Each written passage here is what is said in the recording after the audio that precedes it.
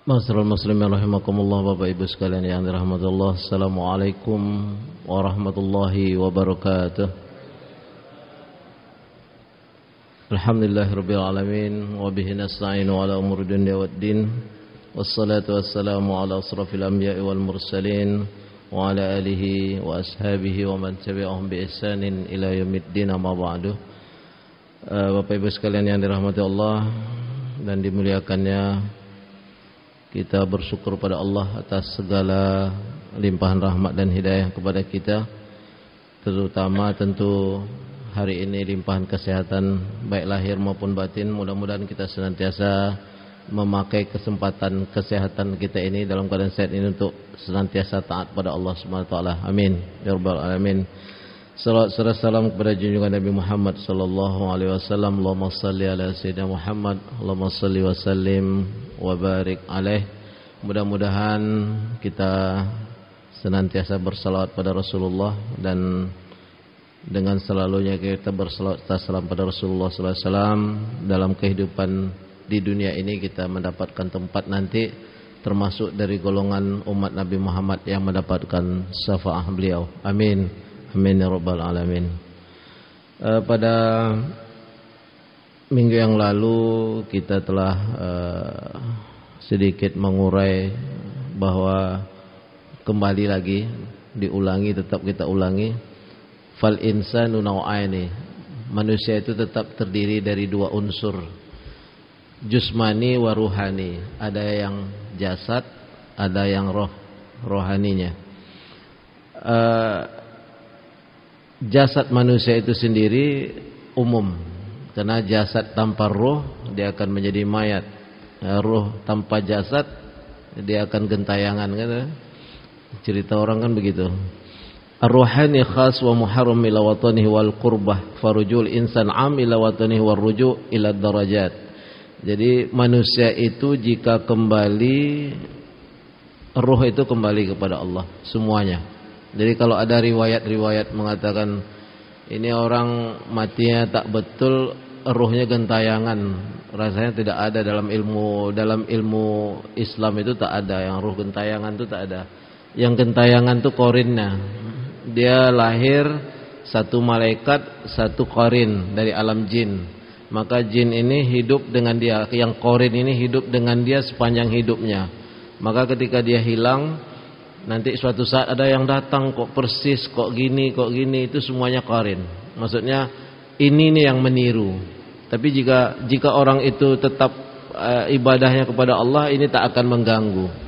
Biasanya yang mengganggu itu ketika orang ini mempunyai dosa kepada orang yang pernah dia menyakiti orang ini, bayangan dan psikisnya itu yang mengganggu kepada pikirannya. Maka itu yang akan mengganggu.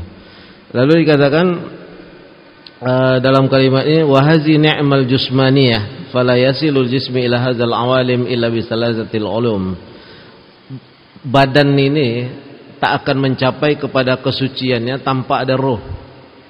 Jadi roh ibadah itu tetap niat kepada lillahi ta'ala. Jika roh ibadah itu tak berlaku kepada itu, dia tak akan mencapai.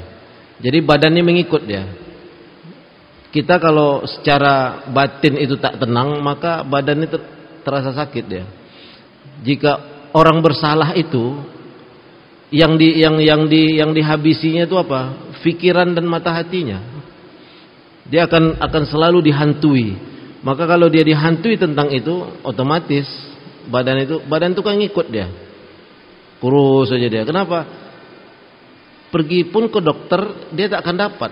Karena yang sakit tuh di sini secara rohnya itu dosa-dosa yang dibuat itu mengejar, itu mengganggu. Maka orang itu kalau udah berdosa itu kan menjadi pikiran dan dia masuk ke mata hati, itu yang memakan badannya. Jadi tak nampak. Maksudnya jika itu kena di dalam rohnya ini, dia tak nampak memakan badannya itu. Tetapi kita tengok ada sesuatu yang berbeda dengan orang ini. Karena secara fisikisnya itu dari ruhaninya itu yang kena. Maka dikatakan al-hikmatul jami'ah ma'rifatul haq. Untuk menenangkan itu, ini dari kitab Ibnu Katsir dikatakan ja'a fi du'ail ma'thur, dikatakan Ibnu Katsir mengeluarkan sebuah hadis dari Rasulullah SAW, dikatakan al-hikmah al-jami'ah, hikmah yang sempurna itu adalah pengetahuan kita tentang keberadaan Allah, ma'rifah, arif billah. Al-arif billah itu adalah hikmatun jami'ah, hikmah yang sempurna. Wa amalu biha, ketika kita mengetahui kedudukan Allah. Nah, orang bisa saja mengetahui Allah di atas, Allah di ini. Sekarang dia mengetahui enggak? Orang yang mengetahui Allah, dia tidak akan bermaksiat di jalan Allah. Masalah khilaf itu, masalah dia, oh aku khilaf, itu manusia memang seperti itu, ada kesalahan. Tapi dikatakan jika ia al-hikmah jami'ah pada dirinya, dia mengetahui hikmah yang sempurna pada dirinya, maka itu adalah mengetahui keberadaan Allah. Al-amal biha, dengan mengetahuinya keberadaan Allah itu, ia mengerjakan amal itu dengan batin. Maksudnya batin ini tempat niat, ruhnya itu niat. Jadi kalau dia mengetahui keberadaan Allah, dia akan melakukan niat itu hanya kepada Allah, ya kan? Niat itu kepada Allah. Lalu dikatakan dalam kalimat itu, man arafa nafsah, nah, ini kita masih mengulang lalu, man arafa nafsahu wa khalafahu wa qad arafa rabbahu wa tabi'ah. Barang siapa mengetahui dirinya lalu ia melanggar dalam perbuatan itu, dia mengetahui dirinya, dia melanggar dalam perbuatan itu, muncul kegelisahan, maka tertutuplah makrifah dia kepada Allah tadi. Bisa dipahami nih maaf saya. Ini agak berat memang ini pemahamannya. Ya. Hikmah balighah, ilmu hikmah itu adalah ilmu mengetahui letak Allah. Letak Allah itu bukan letak tempat. Mengetahui keberadaan Allah, bahwa Allah itu mengawasi kita, bahwa Allah itu melihat kita, bahwa Allah itu maha mengetahui. Orang kalau sudah ini pada dirinya, tidak mungkin dia melakukan sesuatu yang salah. Namun demikian, manusia tempat salah dan lupa. Kesalahan kecil itu tetap ada, tapi maksiat-maksiat besar itu akan selalu dia tinggalkan. Kenapa? Dia mengawasi, menghitung. Allah itu menghitung segala rinci. Makanya orang-orang kafir mengatakan, mahadzal kitab, apa ini yang dikeluarkan oleh Allah di akhirat ini? Kok tidak luput semua yang kecil-kecil yang pernah kami lakukan, tercatat semua secara rinci. Jadi orang kafir bisa terkejut dia di akhirat itu. Ini buku apa yang dikeluarkan Allah ini? Di dunia aja kami tak pernah melihat seperti ini. Semua yang dikerjakan tercatat. Makanya orang yang mengetahui ini tak akan mengerjakan sesuatu yang bertentangan dengan mata batinnya. Paham saya? Maksudnya dia mengetahui Allah, dia tidak akan bertentangan dengan mata batinnya. Walaupun semua orang di sekitarnya itu melakukan sesuatu yang salah tadi. Sekarang hari ini kan melakukan satu perbuatan benar atau tidak itu kan dengan banyaknya manusia orang ukur. Ya. Oh, udah semuanya ngerjakan gitu Ustaz, kami ngikut aja. Tidak bisa. Karena pengawasan Allah itu pada nafsi-nafsi, pada masing-masing manusia itu. Karena pertanggungjawabannya adalah kita masing-masing kepada Allah. Itu. Akhirat itu kita tuh kembali kepada manusia yang asli di mahsyar itu. Maka Aisyah pernah berkata kepada Rasulullah, "Ya Rasulullah, di mahsyar itu kan manusia asli." Maksudnya tak berpakaian, mohon maaf ini di masjid. Apa tidak sibuk satu sama lain saling memandang? Aisyah saya pernah bilang, tidak, karena urusan mereka itu sangat berat. Itu ya. Ini kan campur semua tuh, berbaris.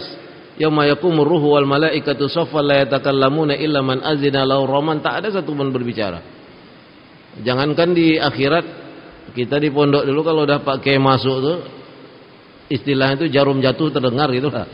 Di depan Allah tidak ada yang berani macam-macam waktu itu. Tak ada lagi. Contohnya apa? Cobalah nanti kalau gempa. Dalam posisi apapun orang lari menyelamatkan diri. Begitu sudah selesai gempa baru tahu, aku belum berpakaian resmi. Nah, itu baru dalam keadaan gempa. Menyelamatkan diri masing-masing, enggak sempat lagi manggil sana sini. Ya kan? Nah, itu. Jadi akhirat itu mempertahankan diri masing-masing aja sudah tidak kuat. Gimana mau membantu orang lain? Jadi dijelaskan itu dalam ayat Al-Quran kan, pada hari itu yafirru mar'i min akhi, dia lari dari saudaranya, dia lari dari ayahnya, dia terpisah dari ibunya, dia terpisah dari anaknya, karena kesanggupan itu pribadi, tidak ada masing-masingnya. Maka dikatakan dalam kalimat ini, wal amalu biha ma'rifatul batin, amalan tentang hikmah, tentang mengetahui Allah itu adalah titiknya batin, itu niat. Itu dia. Jadi dia harus berpasangan. Sholat itu kalau badan di sini, hati di tempat lain, itu udah payah. Duduk itu pun kan ada, kita selalu mengatakan, ini kawanku ini badannya aja di sini, hatinya tidak di sini. Kenapa apa yang kita perdengarkan sama dia itu tidak konsen dia. Begitu juga dalam ibadah mahdhah, kita harus klopkan antara jismi ini dengan jusmani itu dengan ruhani. Dia harus klop. Makanya niat itu bersama dia. Ya kan? Hati dan jangan apa? Makanya orang kalau melihat orang gerakan dengan kalimat yang ada dalam ininya berbeda, itu kena tidak menyatu dia. Lalu dikatakan wal amalu biha ma'rifatul batin, man arafa nafsu wa khalafa faqad arafa rabbahu wa tabi'ah. Barang siapa mengetahui keadaan dirinya tapi dia menyalahi perbuatan dia terhadap undang-undang Allah, apa yang ditentukan oleh Allah berupa syariat, maka batin tidak menyatu dengan jusmani. Sampai di situ dulu, ngerti ya maksudnya ya? Amalnya itu tak sesuai dengan apa yang diminta oleh Allah, maka ada kegelisahan. Kalau sudah itu terjadi dalam ibadah, maka ibadah ini tidak sempurna. Kita memang kalau untuk sempurna 100% dikatakan itu 100% itu tak mungkin. Tetapi paling tidak mendekati. Karena ada perjuangan untuk menyatukan antara niat dengan gerakan tubuh itu. Nah, orang-orang psikolog itu kan gitu. Ini tidak sesuai, ini gerakan dengan bisa nampak. Ya, bicara dengan apa yang sebenarnya itu bisa nampak. Kita kalau tapi itu biasanya dengan pengalaman hidup, saya tidak perlu dipelajari. Kalau psikolog dia kan belajar khusus. Kalau kita tuh dengan pengalaman hidup aja kita bisa tahu. Ini orang tak dari hatinya bicara. Itu aja kita bisa tahu, apalagi Allah. Dan yang mengetahui itu, kata Imam Ghazali, rahasia kita dengan Allah. Orang lain pun tak akan tahu. Kan kita ada, pasti ada yang kita sembunyikan. Jangankan orang lain, istri kita aja tak tahu, atau suami kita pun tak tahu. Mesti ada itu. Rahasia bersama, mungkin sekelompok jamaah, rahasia keluarga, rahasia suami istri, rahasia pribadi yang tak bisa diungkapkan. Dan itu yang mengetahui hanyalah Allah. Warujul insanul khas wa wusulu ila watani wa wal qurbah bi ilmil haqiqah wa wat tauhid fi alamil lahud.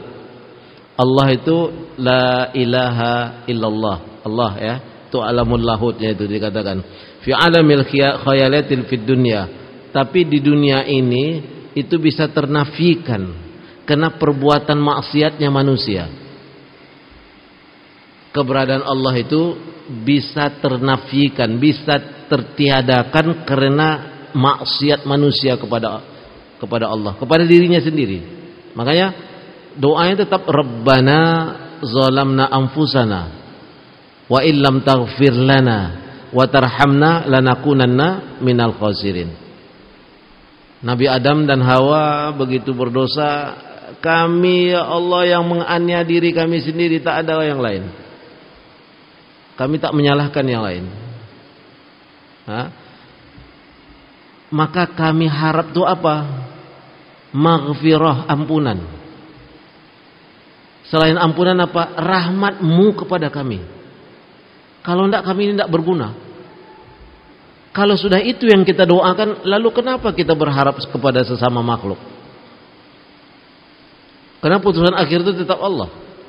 Usaha saja. Manusia ini hanya wasilah. Jika sudah tidak taat, ya wasilah ini lepas saja. Kenapa kita harus menuruti hawa nafsu kita untuk mendapatkan ridha manusia? Karena dengan belum tentu dengan ridha itu Allah meridhoi kita. Ujung akhirnya kita harap Walaupun kecuali satu saja, Allah itu ridha akan kita kalau orang tua kita ridha kepada kita. Makanya wa tarhamna lanakunanna minal, rahmat itu akan turun dengan keridhaan. Radhiyallahu anhum wa radu an.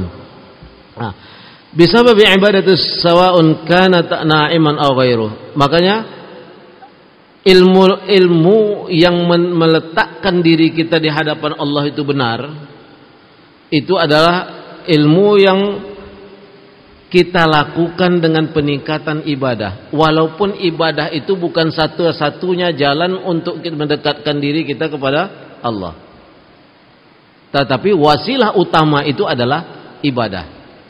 Contohnya, semuanya kan kalau dalam arti itu kan kita dipisah, ini ada muamalah, ada ibadah. Tapi garis besar seluruh kehidupan itu adalah ibadah selama niat itu tetap kepada Allah. Tapi ibadah itu adalah wasilah terbesar untuk mendekatkan diri kepadanya. Kalau kita pisah tadi, ini muamalah, ini ibadah. Tetapi ibadah bukanlah satu-satunya, ibadah mahdhah maksudnya bukanlah satu-satu, salat, puasa bukanlah satu-satunya jalan pendekatan diri kepada Allah. Karena di dalam hadis Rasulullah SAW, manusia ini kan khairun nas anfa'uhum linnas. Manusia itu sebaik-baiknya adalah yang bermanfaat untuk saudaranya. Manfaatnya dia untuk saudaranya ini juga jalan, tapi ini kan muamalah, pergaulan kita sehari-hari. Jika kita bermanfaat kepada saudara kita, itu juga jalan pendekatan kepada Allah untuk mendapatkan ridha. Makanya dia harus memberi, membantu, menjalankan sesuatu untuk bermanfaat kepada sesamanya. Itu juga jalan untuk Allah mendapatkan doa makhluk Allah yang di langit itu, karena para malaikat memantau, dan malaikat itu juga mendoakan orang ini. Walaupun di ibadah mahdhah sifatnya, jika orang ini sholat malam itu, malaikat itu mendoakan orang ini untuk disebut di sisi Allah, ini adalah hambamu yang soleh. Kalau dah malaikat yang menyebutkan di sisi Allah itu sudah paling tinggi. Ini, dan malaikat itu pun tak nyata-nyata ketika diperintahkan Allah untuk menyelamatkan orang ini. Makanya ada hal-hal tertentu dalam kehidupan yang dalam otak kita, orang ini akan celaka, tapi dia tidak celaka. Karena malaikat itu bersedia memasang badan untuk menyelamatkan hamba Allah yang soleh ini. Di samping keputusan Allah itu belum kepada dia terhadap kematiannya. Itu kan agak ini memang agak bisa kita memahaminya, bahwa ada dalam kehidupan kita sesuatu yang secara akal sehat itu terjadi, tapi dia di luar kejadian yang kita pikirkan dengan akal sehat. Mungkin yang kecelakaan mobil jatuh ke jurang. Masa anak sekecil itu, ya kan, digendong oleh ibunya mati, kemudian anak ini hidup. Itu di luar akal sehat. Banyak hal-hal yang di luar akal sehat. Secara umum begini, dalam ilmu tasawuf itu secara umumnya dijelaskan bahwa adab itu lebih tinggi dari ilmu. Maksudnya orang yang berilmu banyak pun kalau tak punya akhlak, masalah, kan gitu ya. Nah, ini kan dah menjadi suatu tatanan yang ini. Tapi ada di dalam kehidupan ini Allah memberikan sesuatu hikmah. Maksudnya di luar nalar otak sehat. Kalau dalam otak sehat itu tak beradab. Tapi karena ini ilmu hikmah yang diberikan oleh Allah, dia harus menjalankan. Ya, dia harus menjalankan. Contohnya seperti apa? Ya, Nabi Khidir sekarang sudah enak naik kapal menyeberang. Yang punya ini pun orang yang memang mengandalkan hidupnya dari kapal itu. Lalu dia bolongkan. Kita pun akan marah. Kan tak masuk dalam akal sehat. Jadi tidak selamanya juga jadi kalimat bahwa orang yang berilmu itu harus punya adab, karena adab di atas ilmu. Betul, itu secara tatanan yang standar. Tapi ada yang ilmu hikmah yang disuruh oleh Allah tapi tidak tercapai dengan akal sehat. Itu contoh Nabi Khidir. Yang paling mudah lagi adalah wa alhama ila ummi Musa. Allah mengilhamkan. Sebenarnya dalam kalimat itu wa auha. Auha itu kan wahyu. Karena ibu Musa bukan nabi, diartikan oleh para mufasir memang dia kalimatnya auha, memberikan wahyu, tapi di situ mengilhamkan kepada ummi Musa, anak baru lahir diletakkan dalam keranjang, dihanyutkan di dalam sungai. Masuk akal sehat enggak? Enggak masuk. Jadi orang-orang yang dekat sama Allah itu, Allah berikan itu. Itu yang dikatakan ilmu hikmah itu. Dia di luar nalar, di luar akal sehat, di luar ilmu yang kita pelajari secara dunia. Enggak masuk akal. Tapi ini perintah Allah. Wa'uha, perintahkan kepada Nabi Musa, masukkan dalam keranjang, hanyutkan. Karena orang akan memeriksa rumah-rumah yang ada. Ibu Musa itu juga, ibunya Nabi Musa itu tidak yakin juga. Tapi karena ini perintah Allah, karena untuk menyelamatkan anak, hanyutkan. Tapi hatinya tetap hanyut dengan anak itu. Nangis saban hari. Kemana anak dikuhanyut nih?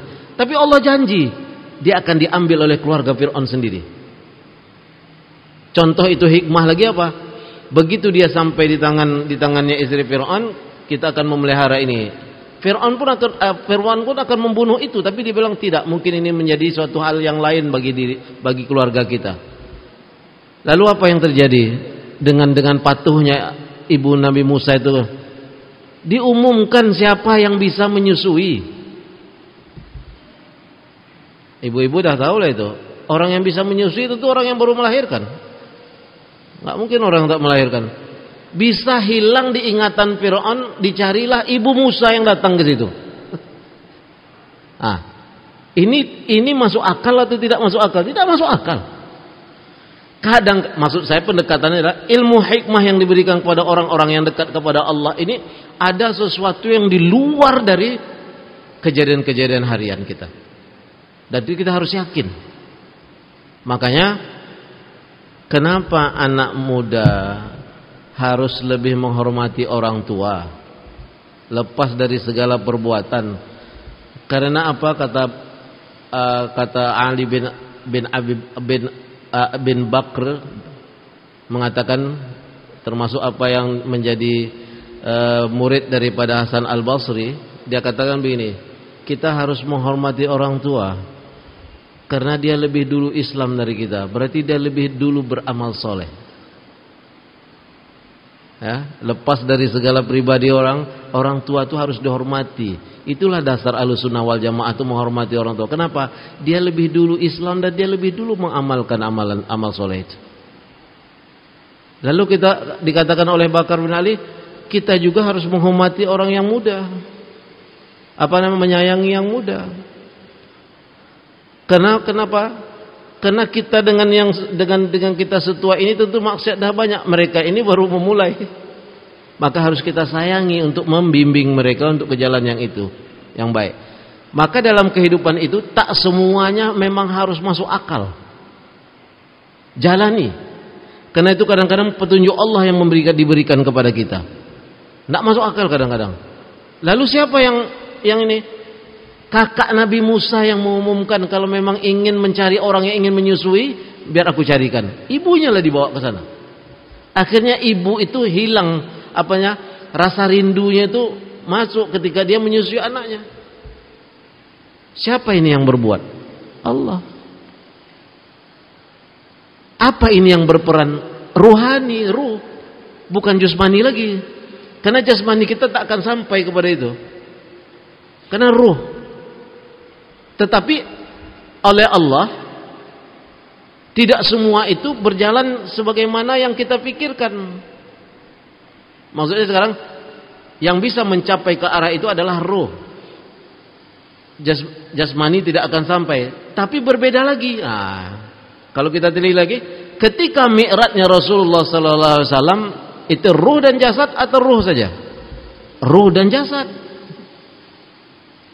Jadi memang kalau melalui pikiran kadang-kadang kita rancu memahaminya. Tadi ya, untuk mencapai nilai tadi memang ruhani.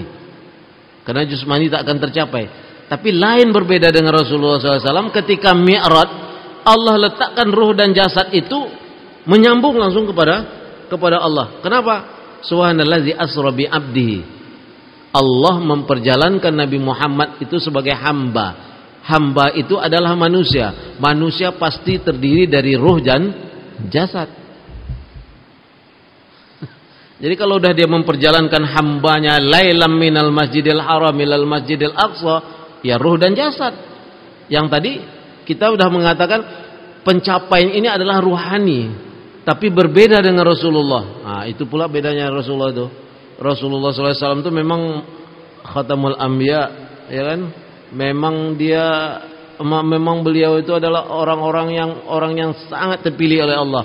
Ruh dan jasad menghadap Allah ke Sidratul Muntaha. Perjalanan 3 bulan ditempuh dalam tidak sampai pula 1 malam. Sering dimisalkan kita naik kendaraan kencang saja dah habis menggigil kita. Ini macam mana 1 malam? Jarak yang ditempuh Palestina ke Mekah itu lebih kurang 1.600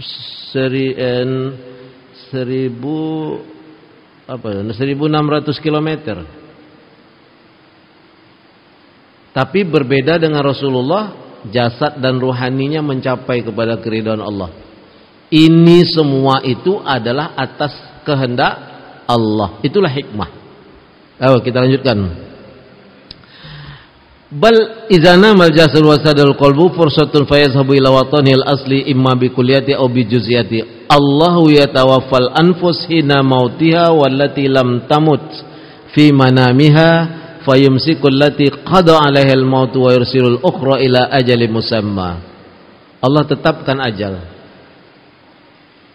Tapi tidur itu juga belum tentu bisa bangkit. Maka kemana ketika itu ruh? Itulah gunanya doa. Itulah gunanya berwudu sebelum tidur.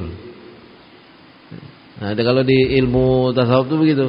Itulah gunanya doa. Itulah gunanya berwudu sebelum tidur. Maka kalau itu pergi dengan ini, dengan tiba-tiba dan tak kembali, dia telah dalam keadaan jusmani dan rohaninya suci. Bahkan Rasulullah menginginkan sunat mutlak 2 rakaat. Karena gangguan-gangguan tidur itu banyak.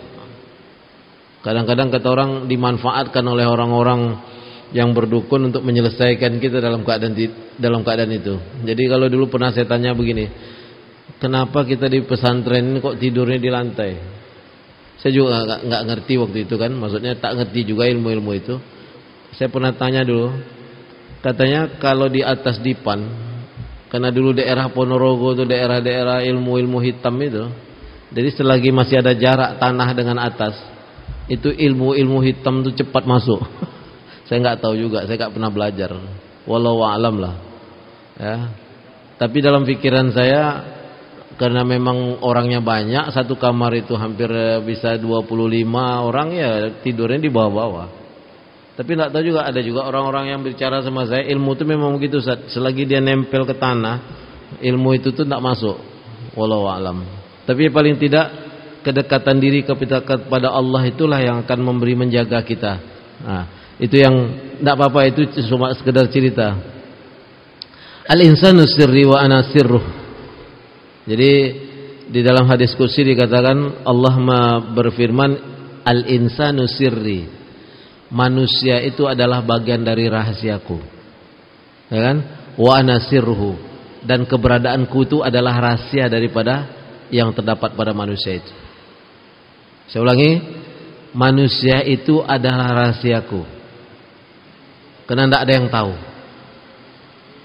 kemana, di mana akan berakhir seperti apa. Lalu dikatakan wa ana sirruh. Keberadaanku itu juga menjadi pusat rahasia bagi pengetahuan manusia. Karena dia tidak bisa dengan pengetahuan. Dia harus dengan mata hati. Wa qala ta'ala fil hadisil qudsi inna ilmal batin huwa sirru min sirri. Kedekatan kita kepada Allah secara batin itu adalah sirrun min sirri, rahasia di balik rahasiaku. Itulah judul buku ini, Sirrul Asrar. Ini baru di muqaddimah kita udah sekian hari ini udah masih di muqaddimah, belum masuk ke inti. Yang dikatakan al-ilmul batin, ilmu yang berada pada dirimu itu, dalam mengetahuiku itu, sirrun adalah rahasia dari rahasia-rahasiaku. Karena kamu tak akan dapat mengungkapnya. Nah, bisa tidak kita mengungkap kesenangan yang ada dalam hati kita? Contoh begini, kenapa Anda gembira? Ya karena anak saya sudah berhasil, ya kan? Lalu coba ungkapkan kegembiraan itu. Apa kita jawab? Tak terungkapkan dengan kata-kata. Apa yang membuat kamu tenang? Karena ibadah kita kepada Allah itu kita merasa tenang. Coba ceritakan ketenangan itu. Tak bisa. Dia rasa yang ada di dalam hati. Hah? Itu dia. Lalu kalaupun dalam keadaan pedih, bagaimana sih pedihnya kamu itu? Atau sakitnya di sini itu? Tak terungkap. Itu rasa. Makanya sirrun min sirri, dia adalah rahasia di balik rahasiaku. Yang itu takkan bisa kau ungkapkan kepada siapapun, karena yang bisa kau ungkapkan hanya kepada Allah. Itu yang terpenting kan. Bagaimana kamu mengungkapkan? Makanya gini, jalan satu-satunya tempat mengadu itu hanya Allah, karena Dia yang lebih tahu mendalam sakit dan senang yang ada di dalam kita itu hanyalah Allah. Makanya kita ungkapkan kepadanya. Orang yang terbaik tempat pengaduan itu hanyalah kepada Allah. Itulah yang dijelaskan oleh Salahuddin Al-Ayyubi ketika para tentaranya itu tidur, dia bilang kekalahan datang dari sini, dari kemah ini gitu ya. Ditengoknya ada tentaranya yang lain itu dalam keadaan sholat malam dan bermunajat kepada Allah. Kemenangan kita nanti bermulanya dari sini. Kenapa? Hubungan ini kepada Allah. Jadi secara apa? Tidak akan dapat dia. Maka dikatakan lagi, aj'aluhu fi qalbi 'abdi. Lihat, sesungguhnya ilmu batin, termasuk ilmu ladun yang bilang orang itu, huwa sirrun, rahasia daripada rahasiaku. Aj'aluhu fi qalbi 'abdi. Aku letakkan itu di dalam hati hambaku. Kita kalau jangankan kepada Allah, kita punya masalah, panggil kawan yang bisa kita percaya, lalu kita ungkapkan, ada rasa kelegaan enggak? Lega. Kenapa kita tak mengungkapkan itu lebih besar kepada Allah? Karena lega yang kita terima itu lebih lega lagi ketika Allah menurunkan ketenangan itu ke dalam diri kita. Makanya dikatakan aj'alu fi qalbi 'abdi. Hubunganku denganmu itu hanya pada dirimu, tak bisa terungkap. Wala yaqifu alayya ahadun ghairi. Tak ada satupun yang bisa merasakan apa yang dirasakan hamba itu kecuali aku yang menentukannya itu. Lalu ngapa kita terlalu berharap kepada sesama makhluk? Karena memang ilmu dunia kita itu seperti itu. Dia ini hanya wasilah ini. Wasilah. Kita berteman wasilah, ada saudara bersilah, dia menolong itu Allah yang membuka. Lalu kita tanya, kalau ada orang menolong kita sekarang yang membuka mata hatinya siapa? Allah apa manusia? Lalu ketika orang membenci, kita berdoa. Makanya Rasulullah tak perlu kita membalas doa itu, doa yang buruk kepada orang yang berbuat buruk kepada kita. Kalau orang-orang zahid, ulama-ulama zahid itu begitu dikatakan kamu dihina oleh orang-orang ini, maka dia akan lemparkan kalimat itu, besok akan aku beri hadiah kepadanya. Kenapa kamu memberikan hadiah? Karena dia telah memberikan pahala kepadaku. Awak belum sanggup. Orang mencaci maki kita kasih pula hadiah. Kalau Imam Hasan Al-Basri itu gitu, didengarnya dari orang bahwa dia dicaci maki oleh orang, dia berikan hadiah, hantarkan kepada orang itu.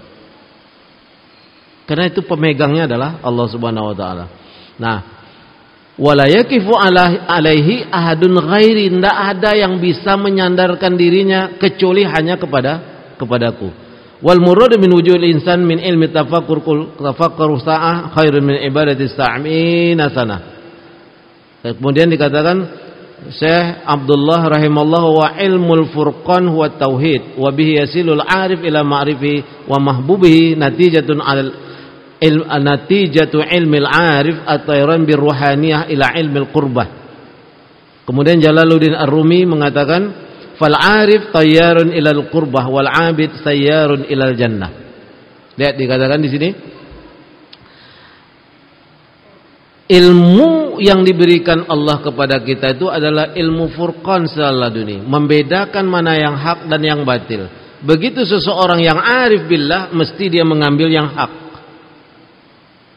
Orang yang mengerti tentang keberadaan Allah itu pasti mengambil yang hak walaupun ini pahit. Di dunia ini pasti kebenaran itu pahit. Ya. Kebenaran itu pahit. Yang batil itu banyak yang menjalankan. Ya, banyak yang dia macam kesenangan. Ya kan? Dia macam hayal. Itu yang batil itu. Lalu dikatakan wahwa ilmul furqan. Apa yang diberikan oleh Allah kepada batin orang-orang yang mengerti keberadaan Allah itu adalah ilmul furqan, yang bisa membedakan mana yang hak dan yang batil. Lalu wabihi yasilul arif. Dengan ilmu itulah ia mencapai keridhaan Allah. Ruhaniyah, secara ruhani. Lalu dikatakan oleh Imam Jalaluddin Ar-Rumi fal arif tayyarun ilal qurbah wal abid sayyarun ilal jannah. Orang-orang yang arif billah bukan lagi mengatakan solat ini ingin aku mendapatkan surga, tapi hanya keridhaan Allah. Karena surga itu bagian sesuatu yang kecil yang akan diberikan oleh Allah. Maksudnya kecil. Karena yang tertinggi itulah bagaimana Allah ridho kepada dirinya.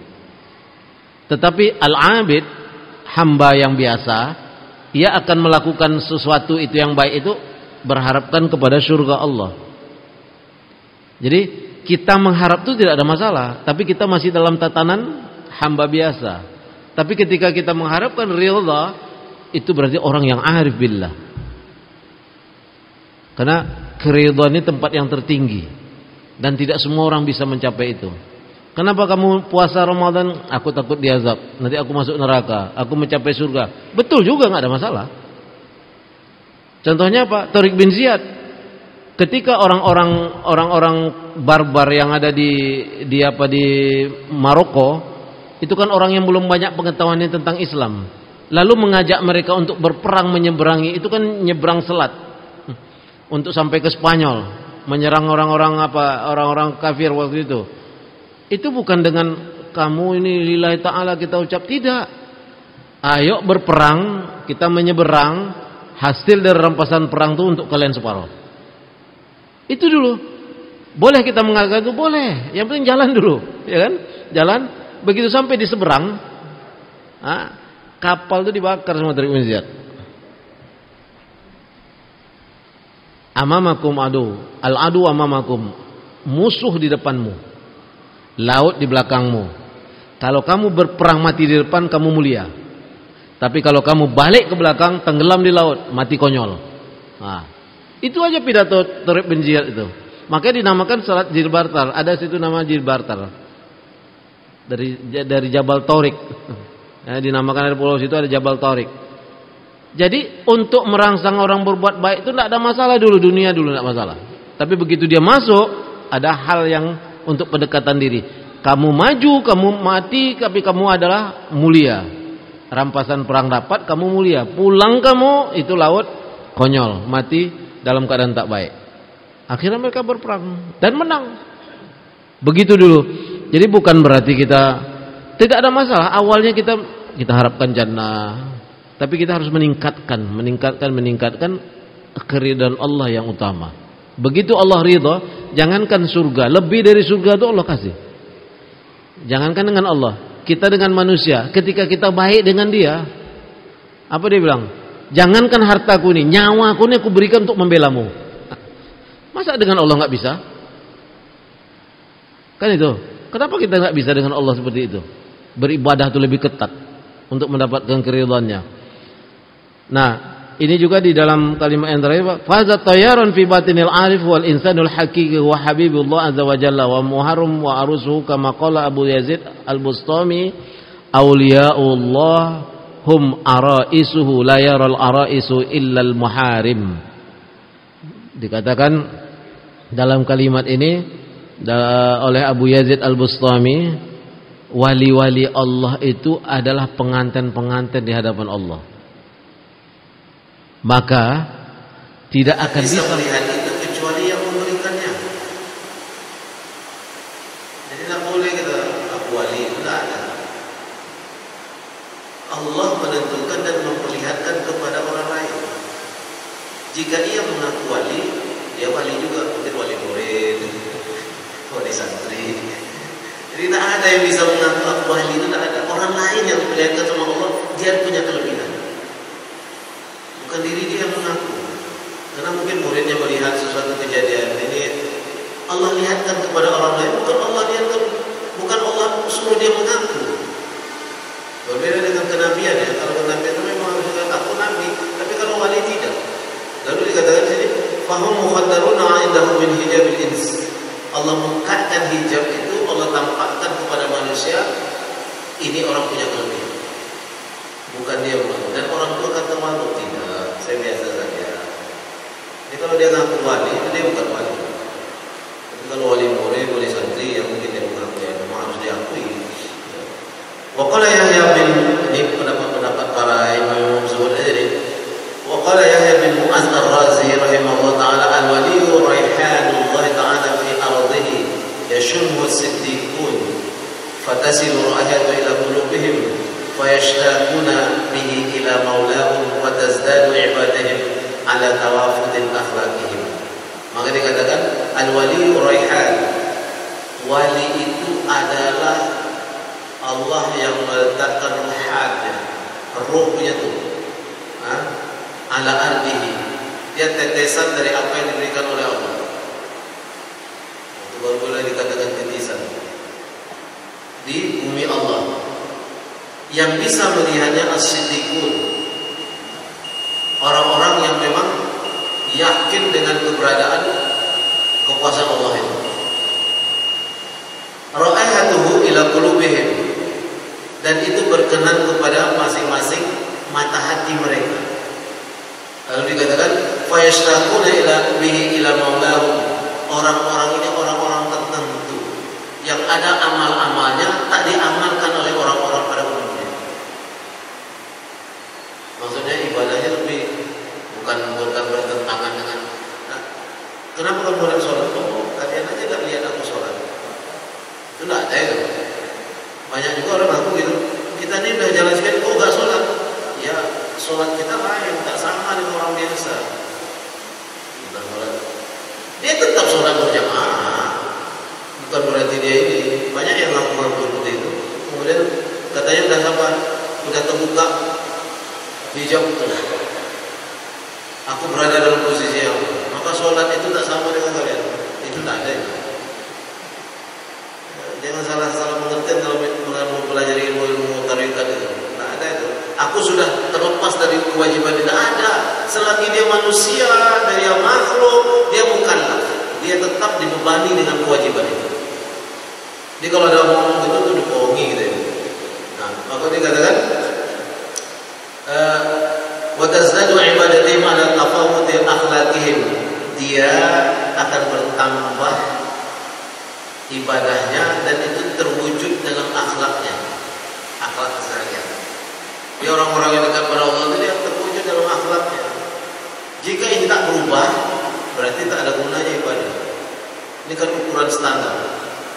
Nah, kalau ilmu hikmah itu tadi itu yang lain-lain kan ada standarnya. Sekali lagi ya. Kemudian dikatakan auliya'i tahta kibabi la ya'rifu ghairi. Para wali-waliku itu kata Allah, dia di bawah naunganku dan tak ada yang tahu pasti kepada tentang dia itu kecuali aku. Allah, bagaimana kita mengatakan itu? Ada kelebihan-kelebihan itu. Wala yara an-nasu bi-zahir min al-'arusi illa zahir zinatu. Manusia makhluk itu tak akan pernah tahu hakikat kewalian seseorang itu kecuali hanya latar dunianya saja. mungkin dari kelebihan-kelebihan itu, maka dikatakanlah ini wali. Tapi yang lebih tahu tentang itu adalah aku sendiri, karena di bawah naungan. Karena itu baik. Jadi tak sembarangan juga kita ngaku di wali. Tak sembarangan. Masalah itu dikalimatkan mungkin karena melihat ada sesuatu yang berlebih, yang bukan dikatakan. Mudah-mudahan makanya tidak boleh juga kita kefanatikan kita kepada sesama makhluk ini karena kewaliannya itu tadi. Tak boleh juga. Tetapi paling tidak kita mengetahui selama hidupnya, ini orang memang ibadahnya lebih, ini orang memang akhlaknya bagus, ini orang memang punya sesuatu yang lebih dari yang lain. Wa qalu wal fan fi halihi wal baqi bi musyahadatil haqqi wa lam yakun lahu an nafsihi. Makanya pengetahuan tentang itu hanya diberikan oleh Allah sedikit. Dan yang Maha tahu tentang kewalian itu adalah Allah Subhanahu wa taala. Akhirnya adalah al-waliyu min aidihi bil karamat wa ghuyiban anhu li'annahu la yara al-ifsha fa inna ifsha'i sirru rububiyyah kufrun kama zakara sahibul mursal rahimahullah ashabul karamat kulluhum mahjubun. Ashabul karamat, orang-orang yang mendapat karamat itu biasanya tertutup juga, bukan dia mengaku punya keramat. Orang mengetahui boleh, orang mengklaim boleh, tapi dia tak pernah mengaku, aku biasa. Ada. Lalu dikatakan di akhir kalimat wal karamah haidul rijal fal waliyyu lahu alfun maqam wa awwalu babul karamah man jawaza minha nal baqi. Al karamah haidul rijal. Keramat itu memang diberikan oleh Allah kepada orang-orang tertentu yang disayangi oleh Allah. Fal waliyyu lahu alfun maqam. Wali itu mempunyai tempat-tempat di hadapan Allah, mempunyai standar tertentu dan tidak ada yang mengetahui kecuali Allah Subhanahu wa taala. Jadi kesempurnaan yang diketahui Allah tentang wali itu tak akan diketahui oleh manusia, karena itu sirrun min asrarillah, rahasia di balik rahasia Allah. Yang tahu diri kita adalah diri kita dengan Allah, karena orang lain tak mengetahui siapa kita sebenarnya secara sempurna, karena diri kita yang tahu. Oleh sebab itu tak ada jalan lain, kita sambung mata hati kita itu kepada Allah, karena rasa keimanan itu akan muncul ketika kedekatan kita itu melebihi daripada orang awam kepada Allah Subhanahu wa taala. Apa yang bikin lebih kita itu? Kita tidak berada pada sholat wajib saja. Kita berada di nawafil, kita berada di puasa sunnah, kita berada di orang-orang yang tak mengerjakan itu, kita mengerjakan itu menjadi kewajiban bagi diri kita. Kita mewajibkan diri. Kalau perlu kita mewajibkan diri kita untuk sholat malam. Ini bukan wajib secara syariat, tapi mewajibkan diri kita untuk mendapatkan keridhaan Allah. Itulah dia. Ini pembukaannya itu yang dinamakan sirrun min asrar. Ini sirrul asrar. Sirrul asrar wa mazahirul anwar. Untuk mendapatkan cahaya Allah itu kita harus mengetahui rahasia di balik ibadah yang kita lakukan. Karena pengaduan utama kita adalah kepada Allah. Kalau orang dalam keadaan ini, dia akan kuat untuk mempertahankan kebenaran yang ada pada dirinya. Dia tidak akan terganggu. Maka Imam Ghazali selalu mengatakan, bertahan kamu dengan kebenaran di tengah-tengah kekacauan dunia yang ada ini. Itu adalah zuhud yang paling tinggi di hadapan Allah.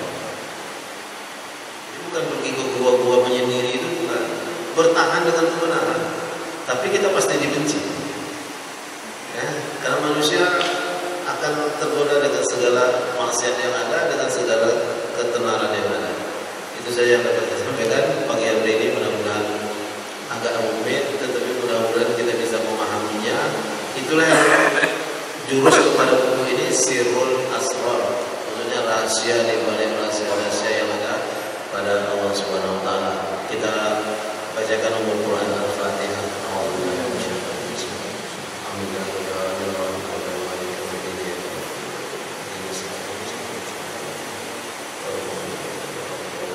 Amin. A'udzubillahi minasyaitonir rajim. Bismillahirrahmanirrahim.